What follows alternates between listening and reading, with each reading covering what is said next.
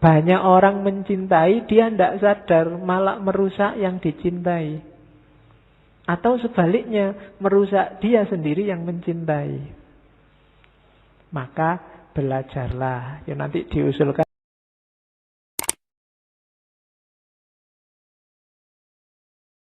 Katanya Erich Fromm, kebanyakan orang mendefinisikan cinta itu rasa suka pada sesuatu. Dan ini sifatnya kayak kebetulan, kayak anugerah. Jadi tiba-tiba ada semacam rasa yang tiba-tiba datang, suka pada sesuatu. Biasanya orang memahami itu. Makanya istilahnya jatuh cinta, falling in love. Apa ya begitu katanya Erich Fromm. Oke, nanti dia menjelaskan panjang lebar bahwa tidak begitu cinta itu. Malah nanti menurut dia cinta itu kayak seni. Karena dia kayak seni, orang harus paham apa itu cinta dan harus dipraktekkan. Jadi urusannya bukan apa yang kamu cintai, tapi bagaimana kamu mencintai. Hari ini orang fokus mencari apa yang dia suka, apa yang dia cintai. Katanya info tidak begitu. Untuk jadi pribadi yang mencintai, fokuslah pada bagaimana cara mencintai yang baik. Bukan apa yang kita cintai. Jadi cinta itu bukan urusan kamu cinta pada siapa, tapi urusan bagaimana caramu mencinta. Jadi kamu nggak usah capek-capek nyari yang cocok untukmu. Berperilakulah jadi seorang pencinta. Mencintailah secara benar. Nanti bahkan segala sesuatu akan jadi layak dicintai. Tidak cuma lawan jenismu yang satu itu.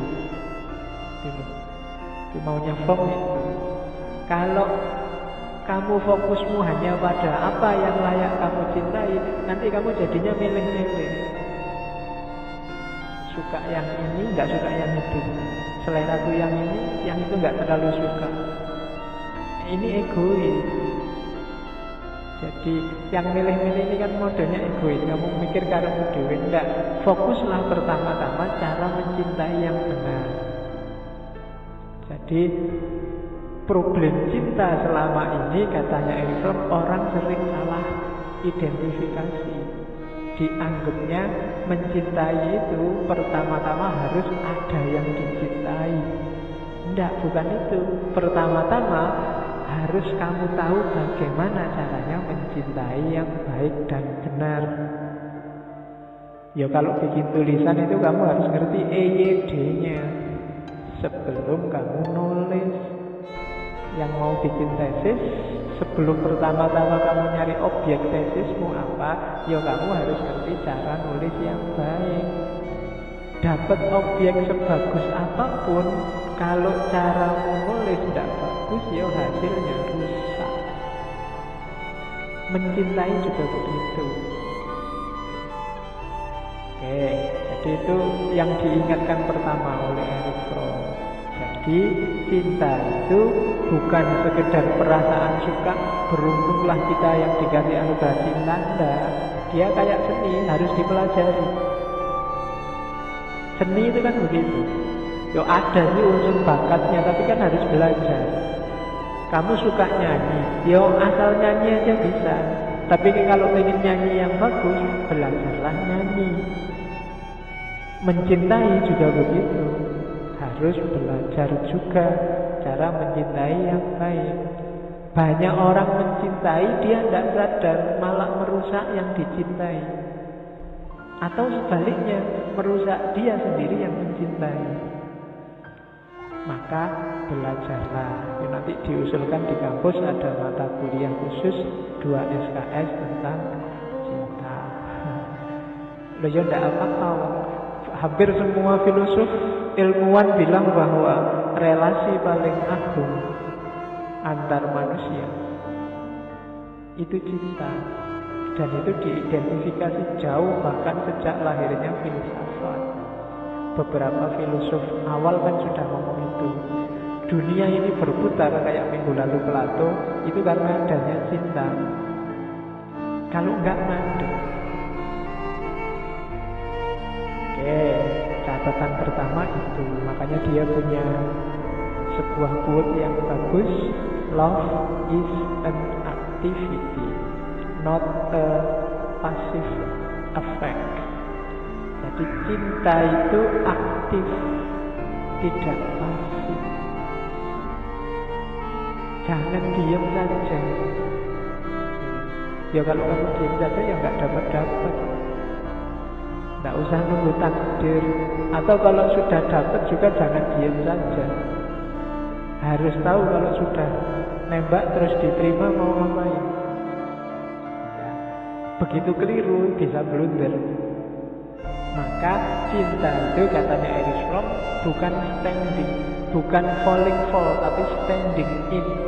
Bukan jatuh cinta, tapi mendirikan cinta, menegakkan cinta. Standing in itu kayak kalau bahasanya Al-Quran kayak sholat itu kan iqamatu sholat, mendirikan sholat, tidak sekedar melaksanakan sholat. Nah, dirikanlah cinta. Jangan jatuh cinta. Kalau jatuh cinta itu kebetulan. Jadi kalau ada yang bilang aku jatuh cinta padamu, jangan kesusu diterima. Dia suruh mikir dulu. Karena kalau dia ngomong dia jatuh cinta itu berarti tiba-tiba saja dia suka, itu belum dipikir. Harus dipikir dulu sampai standing in. Oh ya ini cinta beneran. Jangan-jangan hanya kesan sesaat. Dikit-dikit sekilas terus kamu deg-degan terus merasa macam ini jatuh cinta. Coba dipikir lagi, direnungkan lagi. Jadi standing in sampai iqomah, tidak sekedar jatuh. Jadi kalau kamu ditembak aku jatuh cinta padamu, cintanya bagus, jatuhnya yang jelek. Jadi harus harus paham benar apa itu cinta. Syukur-syukur ngerti bagaimana cinta yang aktif, bukan cinta yang pasif. Jadi rumus pertama dari Fromm, cinta itu aktif, tidak pasif. Karena cinta itu seni, bukan jatuh. Harus dipelajari, terus dipraktekkan. Itu rumus pertama. Terus coba dilihat katanya Erich Fromm, banyak orang karena nggak belajar cinta, salah dia dalam mempraktekkan cinta. Hasil cermatannya Fromm, orang modern itu terbagi 4 tipe yang semuanya nggak bagus dalam implementasi cintanya. Erich Fromm adalah salah satu tokoh yang banyak mengkritik modernisme, modernitas. Dia nulis buku yang sangat terkenal, mungkin ada yang sudah pernah baca, Escape from Freedom. Jadi bebas dari kebebasan. Itu zaman saya mahasiswa kelihatannya buku itu sudah diterjemahkan dalam bahasa Indonesia. Silahkan dicari. Katanya Erich Fromm, coba lihat manusia modern itu punya 4 gaya. Ini ada gaya reseptif, ada gaya eksploitatif, ada gaya nimbun, ada gaya pasar. Gaya reseptif ini orangnya pasif. Dia hanya fokus kalau urusan cinta pada objek cintanya, kayak tadi dijelaskan. Dia hanya fokus pada apa yang layak aku cintai. Dia tidak melihat keluar dirinya. Pokoknya fokusnya dia begitu keluar, lihat mana ya yang tak cintai, mana ya yang pantas tak sukai, masjid mana ya yang enak untuk aku sukai, takmir mana yang bagus untuk aku dekat. Selalu ke orang lain, dia reseptif, dia pinginnya dicintai, maka dia milih-milih siapa yang layak untuk dicintai, untuk dia serap. Reseptif itu kan menyerap. Makanya kalau orang nikah itu istilahnya resepsi. Nah itu ada yang diserap itu amplopmu. Ya kalau kamu nggak bawa amplop nggak jadi resepsi. Resepsi. Jadi itu tipe pertama. Kalau kamu sibuk nyari apa yang layak dicintai kayak yang tadi, itu berarti kamu tipe reseptif. Kamu tidak mikir memperbaiki diri. Jadi kamu merasa bahwa kamu sudah bisa lah kalau cuma mencintai aja. Kamu merasa begitu sehingga yang kamu pentingkan objeknya. Nah, ada yang lebih ekstrim dari reseptif apa? Eksploitatif. Kalau reseptif itu biasanya pasif. Kamu yang layak aku cintai ya sudah. Tapi kalau eksploitatif ini selangkah lebih ekstrim. Apa istilah selangkah lebih ekstrim? Jadi selangkah lebih jauh daripada menyerap. Nyari yang dicintai apa? Memanfaatkan, mengeksploitasi yang dicintai untuk kepentinganmu sendiri. Kamu tidak peduli situasi yang dicintai kayak apa, yang penting kebutuhanmu terpenuhi. Kamu nggak peduli yang kamu cintai sedang ada ujian, sedang garap tesis, sedang yang penting kebutuhanmu terpenuhi. Kebutuhan seneng-seneng, kebutuhan apel, kebutuhan. Nah, itu namanya tipe eksploitatif. Mumpung sekarang sedang garap tesis, carilah pacar yang pintar nulis, metodologinya bagus, dekat sama dosennya, aman sudah. Kamu tidak usah capek-capek mikir pacarmu suruh garap. Itu eksploitatif namanya. Kamu nyari yang bisa kamu manfaatkan. Logikanya untung rugi. Nah, ini tipe eksploitatif. Yang dicintai nggak dapat untung apa-apa. Kamu yang mencintai nyari sebanyak mungkin. Itu tipe kedua. Ada tipe ketiga, istilahnya Erich Fromm, tipe penimbun. Tipe penimbun ini iya dia jatuh cinta, cuma cinta bagi dia modelnya kepemilikan. Aku punya cinta, aku punya pacar. Tipe penimbun ini biasanya modelnya ku. Tipe ini tipe penakut. Dia takut kehilangan apa yang sudah dia miliki. Maka dia mempertahankan status quo. Tidak boleh ada yang berkembang. Harus kayak hari ini terus. Harus begini terus. Itu tipe penimbun. Maka kalau putus, itu dia trauma luar biasa. Bisa stres, bisa pening. Kenanganmu pokoknya tidak akan hilang dari diriku. Itu ini tipe penimbun. Tidak bisa move on. Begitu putus. Itu tipe ketiga. Jadi logikanya cinta itu kayak barang yang kamu miliki. Kehilangan sesuatu itu kan tidak enak dan merugikan. Maka dijaga mati-matian, jangan sampai ini hilang. Bahkan berubah pun kadang-kadang jangan. Aku mencintaimu selamanya, tidak akan berubah. Cintaku tak akan berubah. Itu dikritik habis-habisan oleh Erich Fromm. Tak boleh cintaku tidak berubah. Cinta harus berubah juga lebih baik dan lebih baik. Kalau nggak berubah kayak gini terus, tidak ada manfaatnya. Harus semakin baik, levelnya semakin tinggi. Kalau tidak begitu, kita tipe penimbun. Ya cirinya tadi, begitu tidak nyambung, begitu putus, wah, dunia runtuh sudah baginya. Kayak kehilangan apa. Nah, itu tipe penimbun. Susah move on. Oke, begitu putus nanti stresnya luar biasa, nulis buku, nulis puisi. Ya, itu berarti tidak bisa move on. Kamu sedang menimbun kenangan. Ngapain kamu timbun waktu dia sudah miliknya orang? Cari yang lain. Oke, yang lain masih banyak. Oke ya, jangan jadi petani. Kan kemarin ada istilah petani, pemuda takut nikah.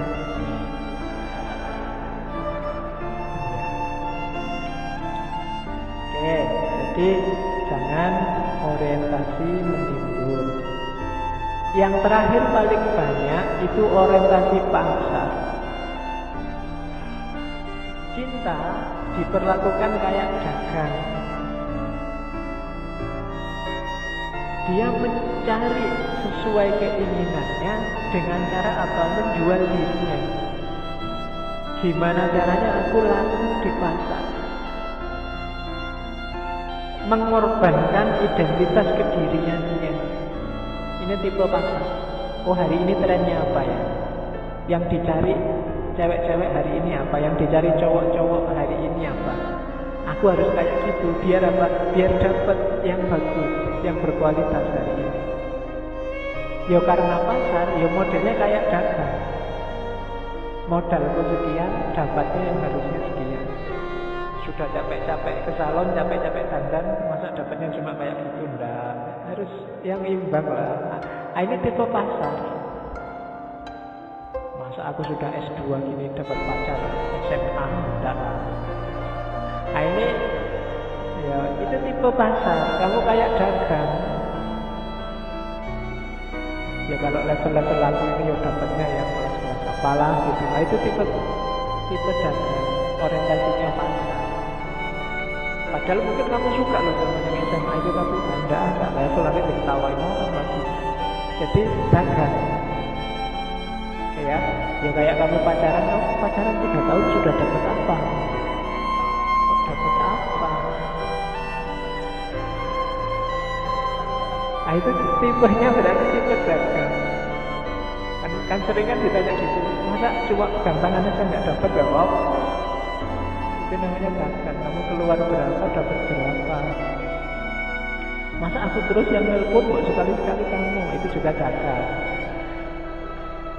Ya kan?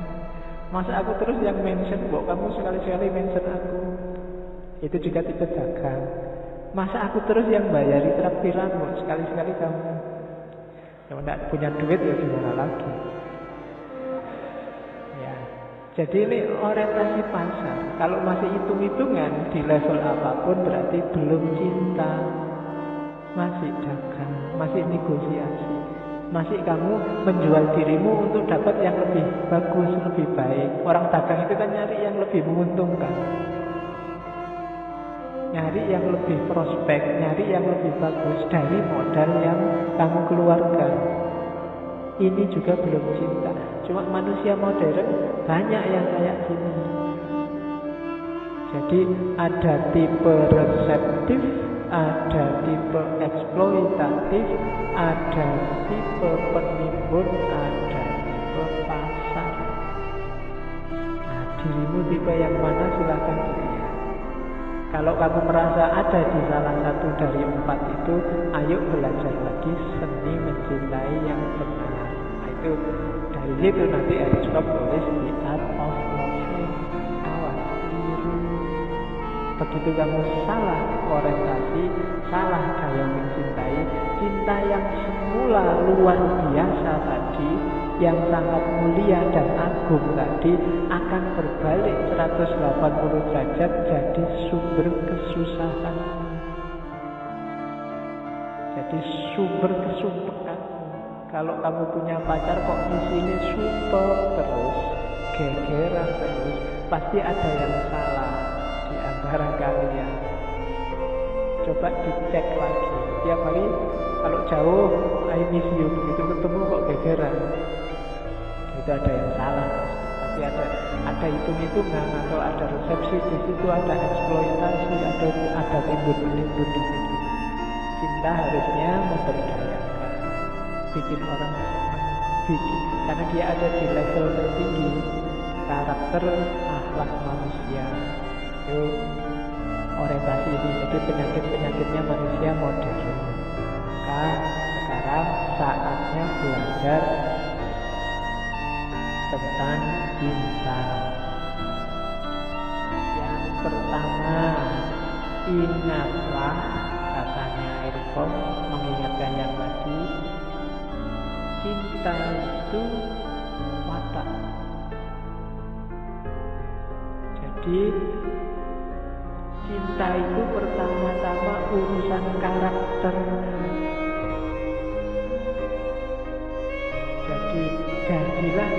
karakter yang mencintai. Bangun dulu ini. Jadi orang yang berperilakulah, karakter itu kan lahirnya dari perilaku. Perilaku lahirnya dari pikiran. Kan ada yang pepatah Zen Buddhisme yang dulu, hati-hati dengan kata-katamu, karena kata-kata akan menjelma perilaku. Hati-hati dengan perilakumu, karena perilaku akan jadi kebiasaan. Hati-hati dengan kebiasaan, kebiasaan akan jadi watakmu.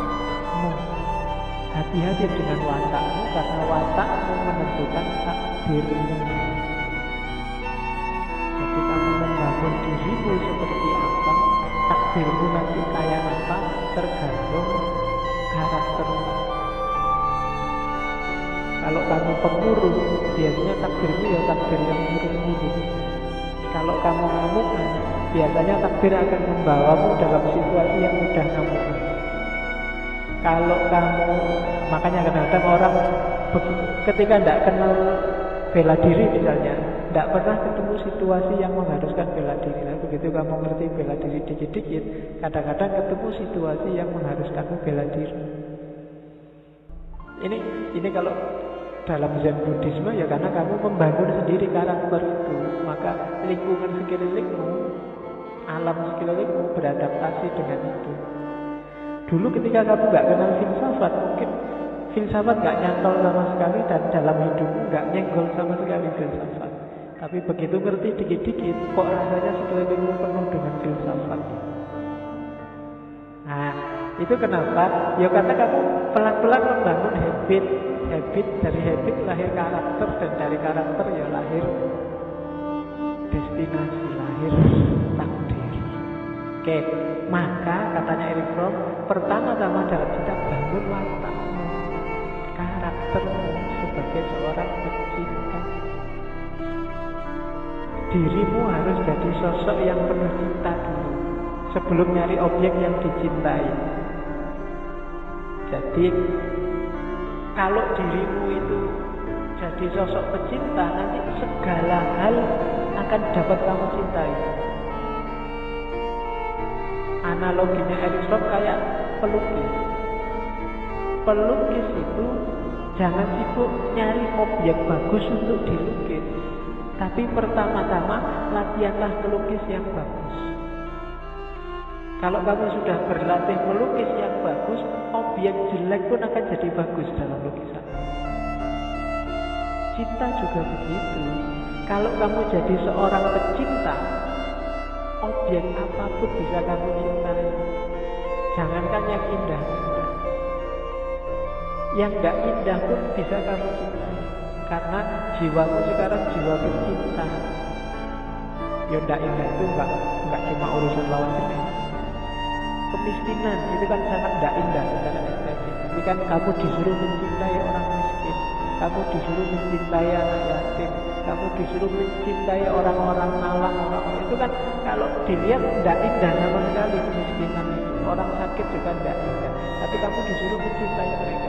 Dan ini mungkin kalau jiwamu berubah jadi jiwa mencinta. Kalau belum, susah. Kamu bisanya cinta sama yang cantik-cantik, yang cakep-cakep, yang gak cakep.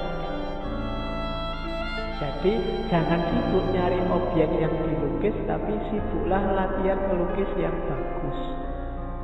Kayak foto itu kan, kadang-kadang objek fotonya jelek, tapi yang pinter fotografi itu objek fotonya jadi bagus. Apalagi sekarang HP kan ada banyak aplikasi.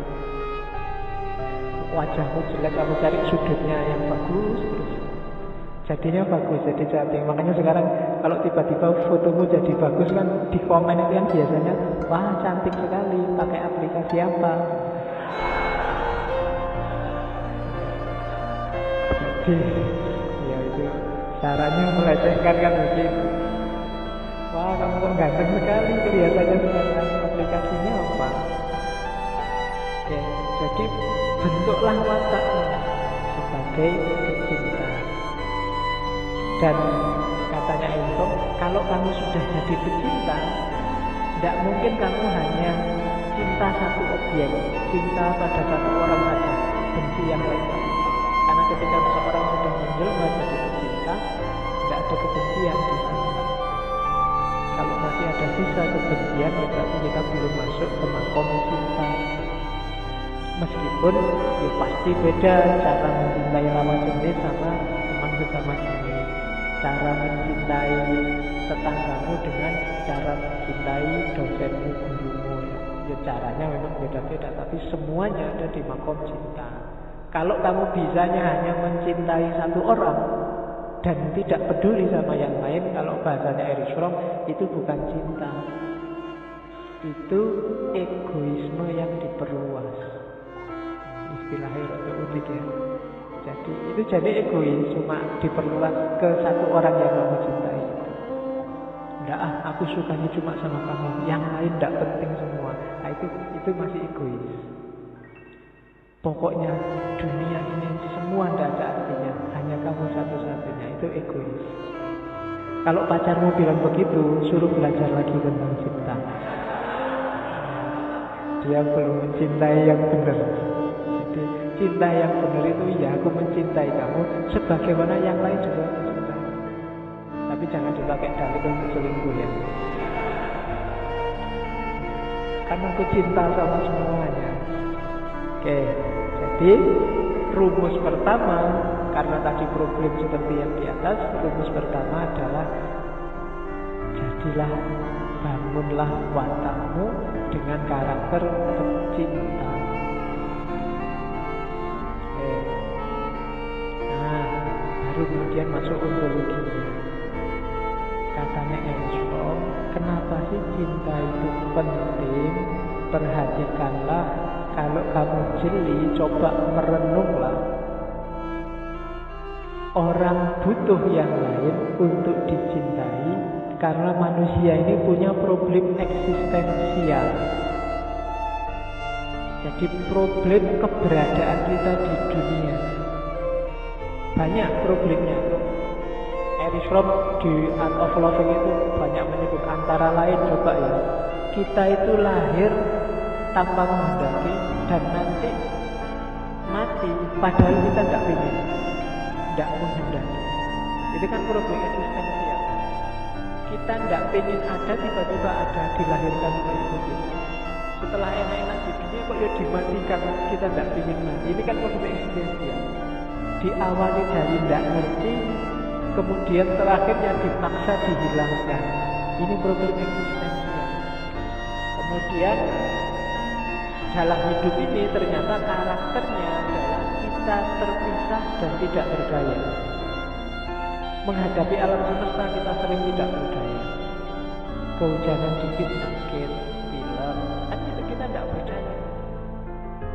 Tidak canggih, pingin apa-apa tidak mesti keturutan. Banyak keterbatasan. Ini kan tidak berdaya. Kemudian keterpisahan. Banyak sekali yang kita sukai pada akhirnya harus berpisah. Dan itu sunatullahnya begitu dalam hidup. Terhadap apapun. Ini kan kegelisahan eksistensial. Meskipun kamu sudah mati-matian bilang, pokoknya sepanjang hayat kita selalu bersama, tidak bisa, pada saatnya tetap berpisah. Tidak mungkin bareng terus. Nah, ini kan gelisah akhirnya. Kenapa kok gelisah? Karena perpisahan itu menyakitkan. Ya nama lain perpisahan kan akhirnya kita sendiri. Sendirian itu kan menakutkan. Itu yang bikin Adam minta ditemani Hawa. Padahal itu di surga. Di surga itu kan kamu bisa minta apa saja, apapun, senang-senang. Tapi dia tetap minta Hawa. Kenapa? Kesendirian itu menyakitkan.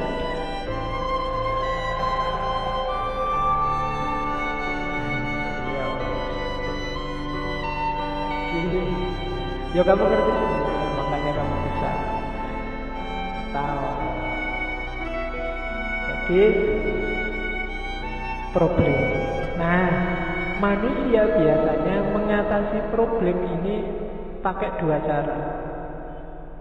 Yang pertama, mensubordinasi dirinya, menempelkan dirinya pada sesuatu. menyerah. Apa?